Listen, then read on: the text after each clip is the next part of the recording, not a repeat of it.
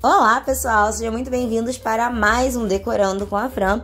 E hoje nós vamos decorar este bolo, que é um bolo de 15 centímetros de diâmetro. O cliente escolheu uma combinação de sabores que sai muito aqui no meu ateliê, que é brigadeiro de maracujá, brigadeiro meio amargo e brigadeiro de ninho. Ela escolheu esse bolo para o filho dela e o tema escolhido por eles foi Sonic. Então o bolo será azul, o topo também com os elementos azuis, na cor mesmo do Sonic. E para fazer essa decoração, primeiro eu vou fazer a pré-camada, que eu gosto de fazer na maioria dos meus bolos, porém deixando ali uma camada de branco bem mais grossinha. Essa pré-camada tem duas funções. A primeira é deixar ele ali uniforme, não ter nenhum farelo, nada saindo do bolo.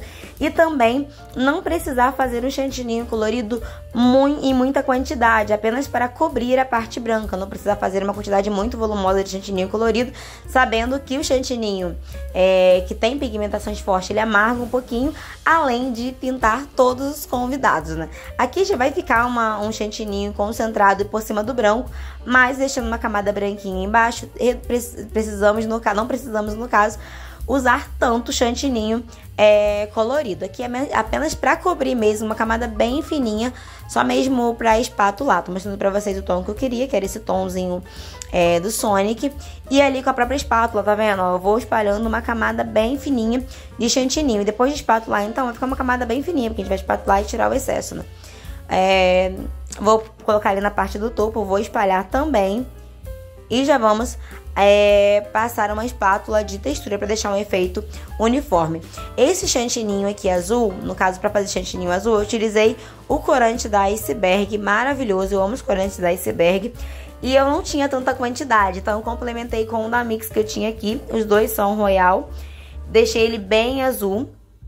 E não hidratei com leite condensado, porque o próprio, como teve um grande volume de corante, o próprio corante já deixou ele um pouquinho mais hidratado. Então podem ver que ele tá bem lisinho, fluido, assim, fácil de trabalhar, de deixar ele lisinho mesmo com a espátula de textura, por conta de estar hidratado. E aqui eu não precisei usar leite condensado, minha dica é sempre essa.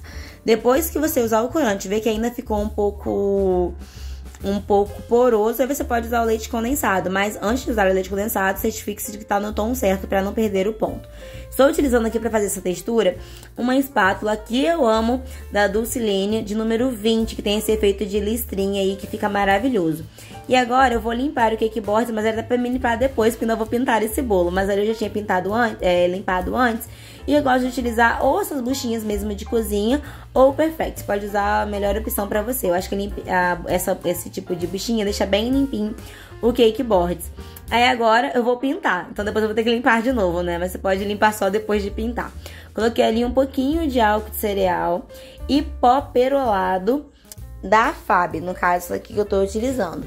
Azul Royal da Fab é um pozinho perolado que nós diluímos no álcool de cereal. Vou colocar nesse potinho, misturei ali os dois. Não precisa ser muita quantidade, tá? Nem deu pra vocês verem a quantidade que eu utilizei, mas não é muita quantidade não, tá?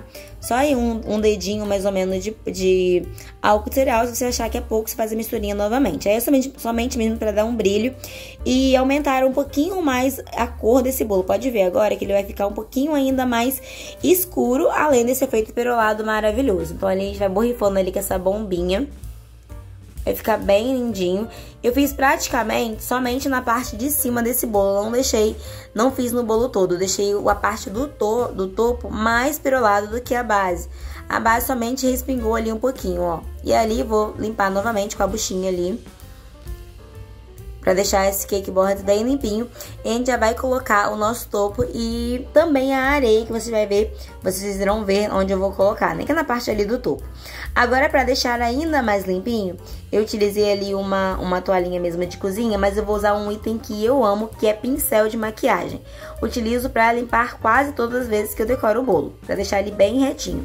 E esse aqui é um pincel de blush, mas pode ser um pincel fofinho, de cerdas macia, de blush de pó, de sombra, que seja com cerdas macias.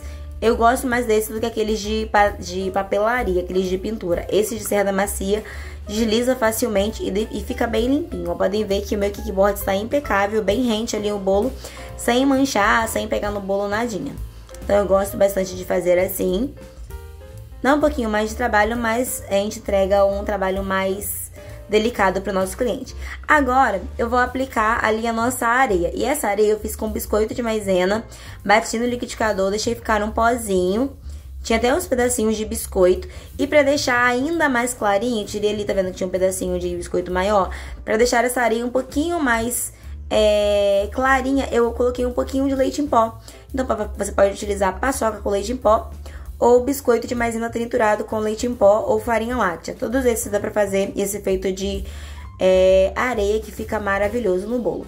Agora apliquei o meu topo e o resultado final já vou mostrar pra vocês, que foi esse bolo lindo, maravilhoso para comemorar os 10 anos do Enzo, ó, todo perolado, bem lindinho, bem fofinho, minha cliente adorou. Espero que vocês também tenham gostado. Lembrando que o meu e-book sempre fica aqui na descrição, então se você quer aprender as minhas receitas de massa, de recheio, só clicar no botão, no link que tá abaixo e adquirir o nosso e-book. Espero que vocês tenham gostado. Até o próximo vídeo.